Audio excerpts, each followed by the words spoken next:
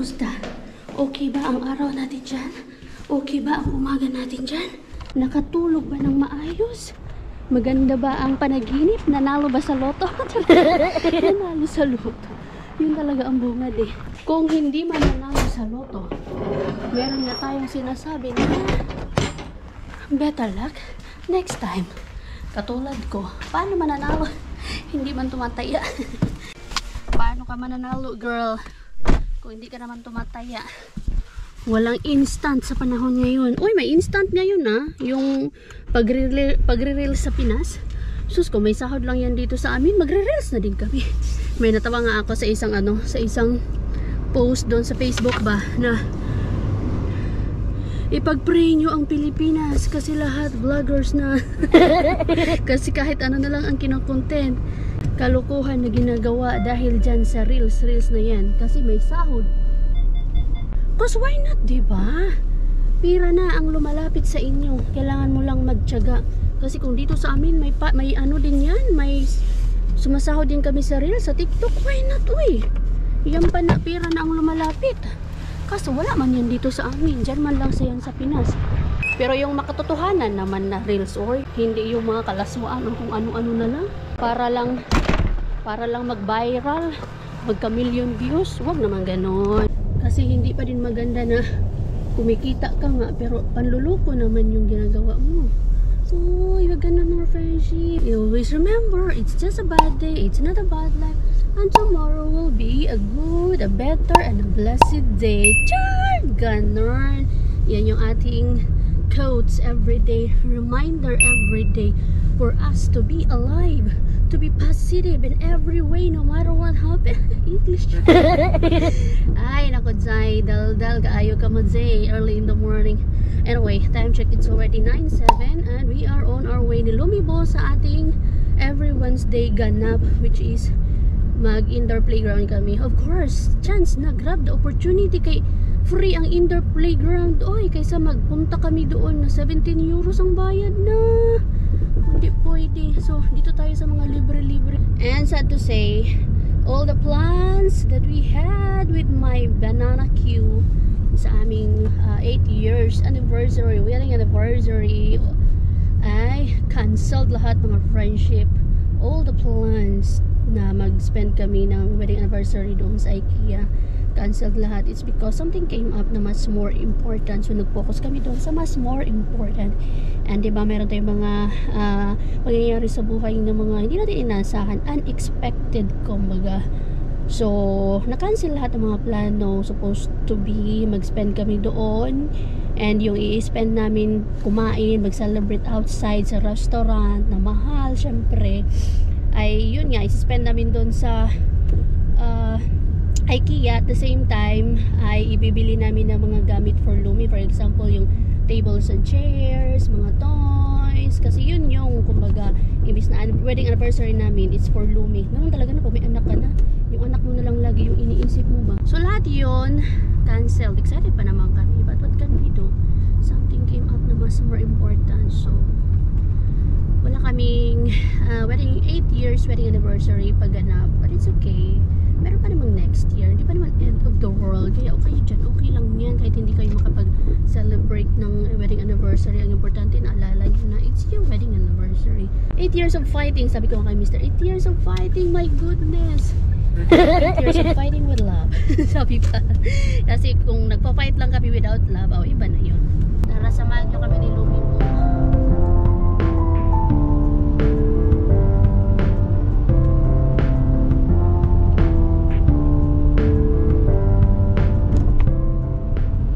Ang layo ng napag-parkingan namin ni Lumi bo. Oy, ayaw kay may love, no? Sama ka nga na mula man ka. Uy. Ang layo ng napag-parkingan namin ni Lumi. Oy, dito kami sa baba. Ang dami na kasi dito, oh. Full na. Ayan.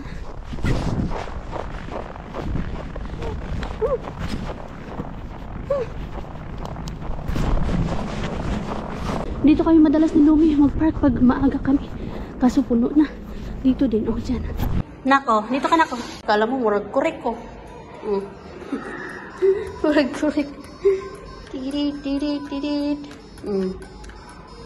Kala mo naman, alam na alam niya. Alam na alam mo. Sige, pinta ka na. Red, yellow, green, blue. Jump. 1, 2, 3. Jump! Good job! Ano man? Lagi yung tinitignan. Yung clock. Nasa clock. Tick-tock, tick-tock. Habay. Pop! Come here, Lumi. Come. Dali. Dali. Dali na. Crawl. Dali.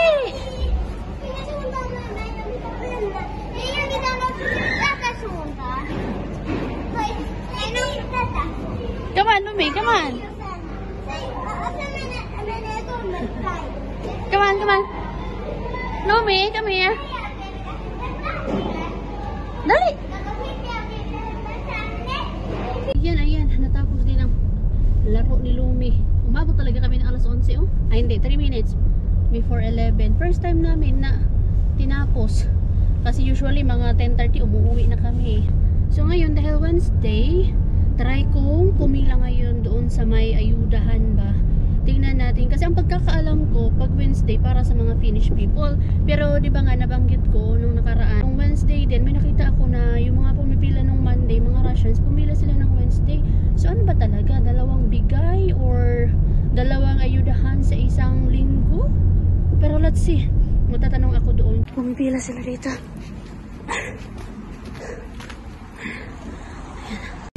Hindi na kami pipila ni Lumi. Nakita ko unti lang. Tig isa-isa lang. So ibig sabihin, kaya mas madami pumipila ng Monday kasi mas maraming na ibibigay. Maraming natatanggap. Kaya, wag na kasi sobrang lamig din. Uwi na kami ni Lumi. Ibigay na lang natin yung sa mga mas nangangailangan yung ayuda na yun. So Monday talaga ang the best na pumila para sa ayuda kasi mas madami-dami. Uwi na kami ni Lumi kasi ako ay kailangan kong patulugin ang Lumi kasi meron akong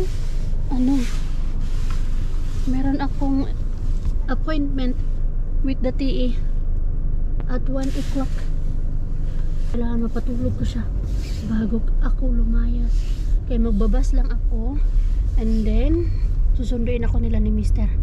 mamaya after ng aking meeting with the TE office. May pupuntahan din kami ni Mr. after ng aking meeting. Papunta na ako ng bus stop para sa aking TE meeting. Yung TE, sila yung kumbaga kapag bago ka dito, unemployed ka, gusto mong mag-aral ng Finnish language, kapag gusto mong mag-business, so sila yung dapat mong lapitan para makakuha ka ng mga benefits.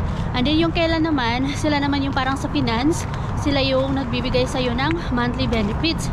Pero hindi ka bibigyan ng monthly benefits kapag hindi ka dumaan sa TE. So dapat dumaan ka sa TE. Kapag unemployed ka, punta ka sa TE, mag-inquire ka,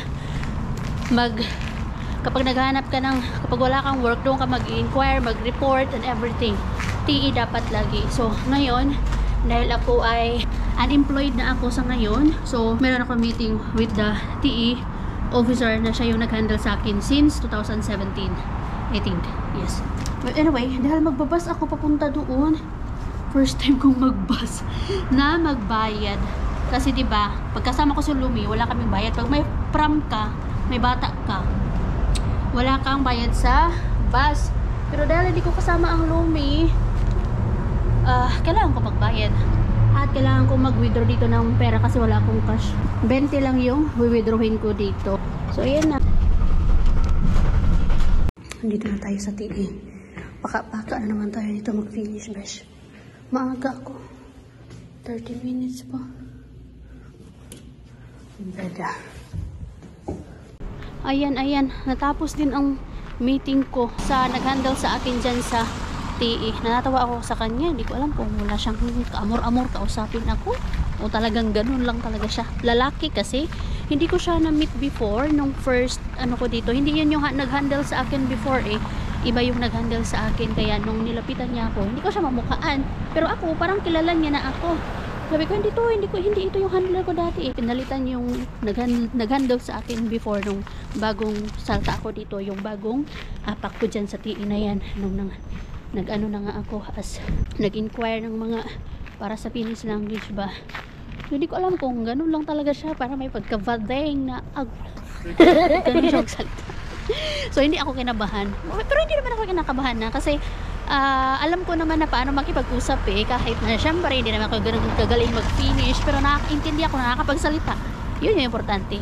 So, yun, na ano din yung pinag-usapan namin kung ano yung mga plano.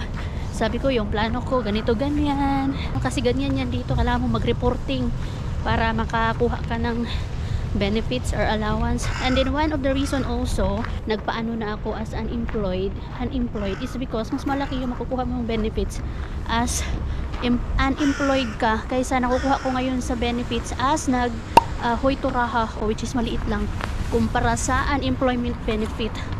So ayun, pwede na ako mag-apply ng unemployment benefit and mas malaki-laki yung makukuha natin kaysa sa hoy-turaha or yung tinatawag na nagtitake care ka o nag-aalaga ka sa anak mo. So ganun dito mga besh. Hindi ako kinabahan kasi ano lang naman, chill lang naman kasi siya kausap mas madaldal pa nga ako sa kanya, wala siyang masyadong tanong, di okay. Anyway, tapos na ako. Mas matagal pa yung pag-antay ko doon, 30 minutes yung pag-antay ko doon kaysa sa meeting namin, 20 minutes lang yung meeting namin. So pasok muna ako dito sa Pasati kasi may sad news. May sad news tayo mga besh. So wala, hindi na kami pupunta doon sa sinasabi ko sa inyo na may pupuntahan kami ni Mr. ng alas 3. Uy, automatic naman tong ano nila dito. Automatic na yung door. Grabe yung pagod ko ngayong araw na to Tinry ko mag-nap pero ang Lomi, pasok ng pasok doon sa kwarto. Nabubuksan niya yung pintuan kasi. Kaya ang ending, hindi ako makapagpahinga. Nakapikit lang pero hindi nakakatulog.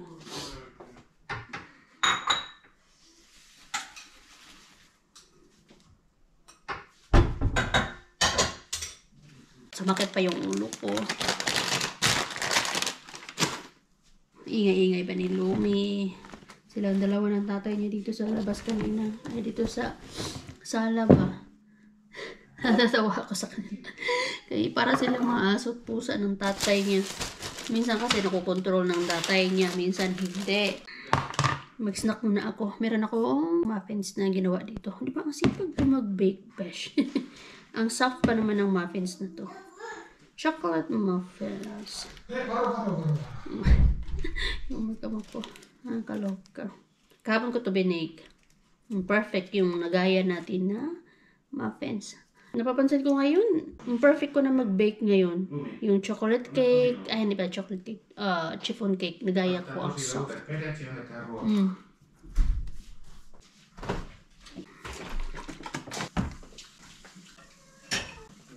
Masarap talaga ako ngayong araw na to ay. Yes, my love. You want? You want some? You want some snack? Ano sa'yo? Yeah.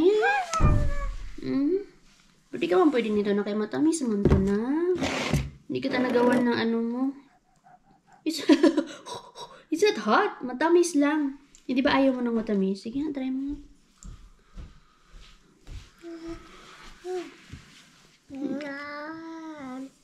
Nam na. Nam daw. Kahit hindi hot, it's not hot man good. Malamig.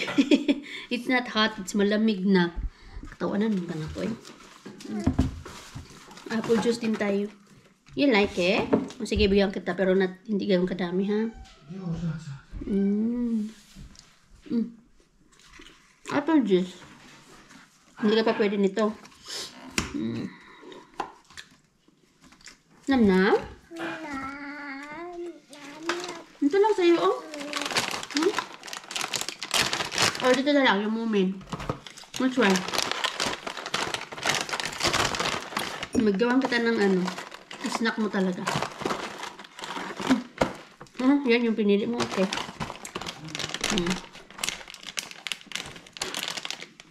No, only one. One at a time.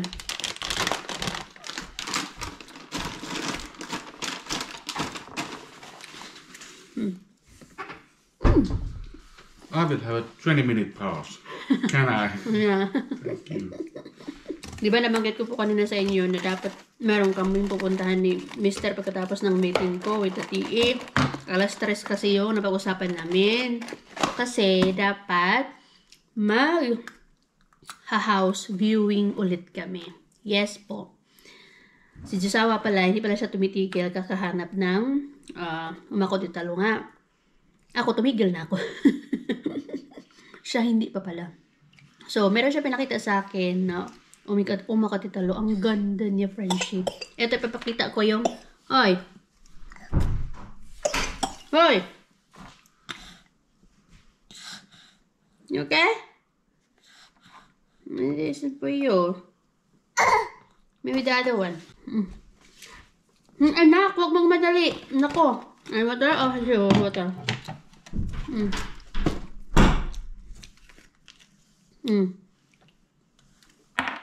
No, anak.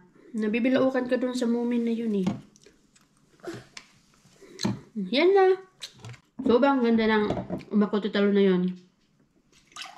Sa lahat ng mga in-house viewing namin, yun yung pinaka sinabi talaga ni Josawa na perfect. It's because tama lang yung front yard niya. Tapos yung backyard niya, hindi din ganun kalaki. Ayaw kasi ni Josawa ng malaki yung front yard. Kasi during winter, yun yung magiging problema niya. Kasi kapag hindi mo na clear yung front yard, tapos yun yung nandun yung main door nyo, ay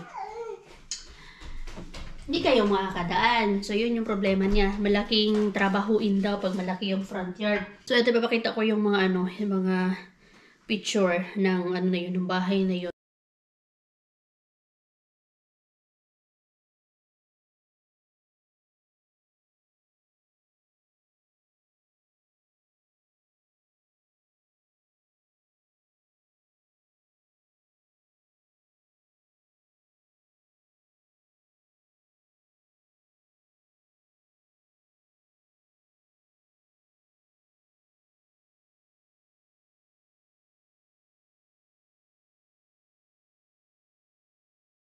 Perfect siya. Dalawa yung toilet, and then maganda yung underground, maganda din yung sauna. Tapos basta maganda siya para sa amin. Merong 3 rooms. Malaki din yung kitchen. Yung kitchen na yun is pahaba, which is yun yung gusto ko. At least kahit sino pwedeng maggalaw-galaw sa kitchen. Maganda din yung living room niya. Basta maganda siya all in all para sa amin. Pinakita sa akin ni Josawa yun. Minessage niya agad yung nagbebenta nun. Yes! What's that, anak? Kung nag-request agad siya, nag-ano agad kami, na interesado kami doon sa bahay na yon. Nag-request agad kami para sa house viewing nga. Hala, grabe! Nagulat kami kasi hindi nagre-reply yung nagbebenta. Yung yung sale, yung agent ba na nagbebenta nun, hindi nagre-reply kay Josawa kahit na siguro mga 2 beses niya namin message yun kasi pinaulit-ulit ko kay Josawa nga kasi gusto nga namin matignan. Minsan iba sa mga pictures, iba sa reality. Iba yung expectation versus reality. So minessage ko siguro mga lumipas ng 1 buwan yung pag-aantay namin. Tapos naisipan ko na i-message ko yung agent na yun. In-email ko ba na yun nga kailangan gusto namin ng private na house viewing. Na-replyan ako, besh. Nagulat ako. Ako, na-replyan. Pero si Josawa, hindi na-replyan. So, na-replyan niya ako, and then tinry nga daw niya ako tawagan para nga ng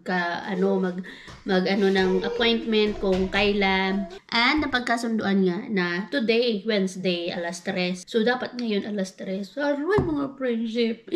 Kanina, paglabas ko, papunta ako doon sa TE ba? Papunta na ako doon sa bus stop ba? Okay. Tumatawag sa akin na number lang. Hindi ko siya nasagot kasi hindi ko na pansin ba. Tapos yung pala yun, yung agent pala ng bahay na yun yung tumatawag sa akin para pala i-inform sa akin na may nakabili na ng bahay. So hindi na mangyayari yung private house viewing na napagkasunduan namin. Talaga nalumo ako ba? Ako kasi gustong-gusto namin yung bahay na yun eh. Perfect na talaga siya. Nakahanap na sana kami ng dawan. Kaya lang, ang sinabi doon sa message, kasi message niya ako kasi hindi ko nga matagot yung tawag niya. Yung may nag-viewing daw kahapon, nagustuhan yung bahay, tapos ngayon, binili na. So, wala. Pero wala eh. Sabi ko nga, kung hindi yung para sa amin, talagang hindi para sa amin. So, baka meron pang mas maganda na para sa amin. So, gano'n na lang yung isipin natin na kung ano yung will ni Lord, kung saan niya kami dadalhin, kung anong bahay yung bibigay niya sa amin, kung saan niya kami papatirahin na magandang bahay, detached house. So, doon tayo. So, wala. Huwag na tayo manghinayang. Pero nanghinayang talaga ako kasi gustong gusto ko yung bahay na yun eh. Pero wala eh. Nabenta na siya. Wala tayong magagawa, besh. So, the search is not over. Still continues. Hanap pa din tayo. Pero hindi naman kasi ako naghahanap eh. Si Jisawa yung naghahanap. Nagugulat na lang ako sa kanya. Meron siyang pinapakita sa akin na mga bahay. Sabi ko, naghahanap ka pa rin pala. Ako kasi tumigil na ako eh. Ay, nako.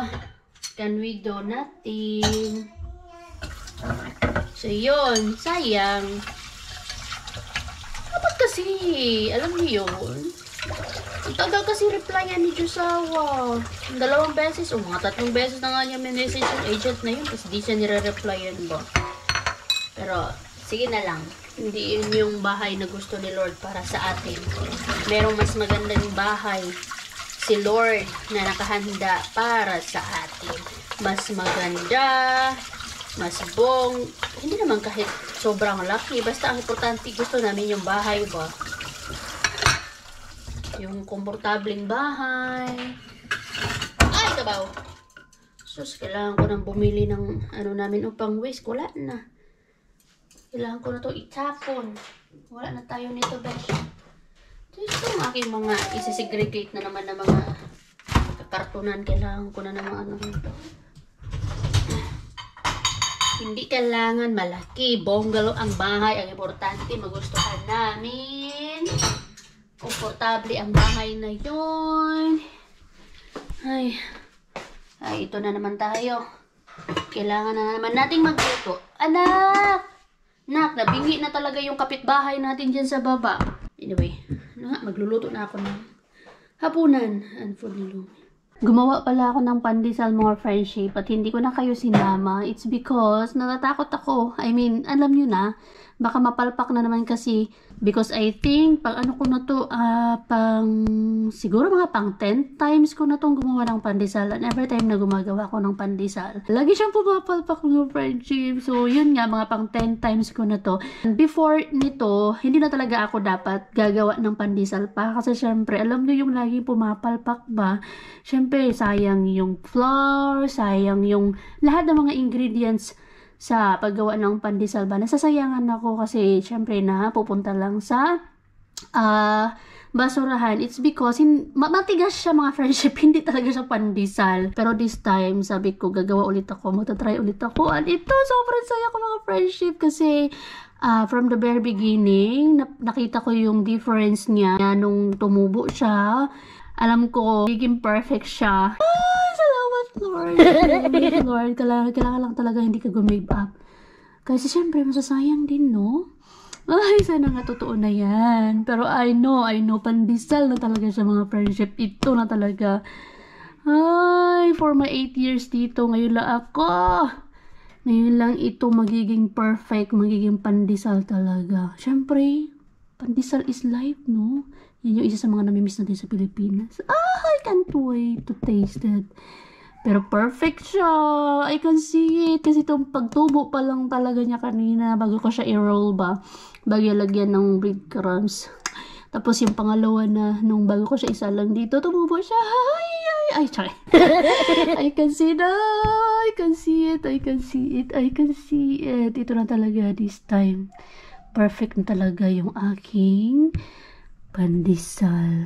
Wow. Ay, salamat, Lord. Yung mga palpak ko siguro na paggawa ng pandesal is hindi maganda yung yes na ginawa ko. Now I know. Ay, ito na talaga siya, friendship.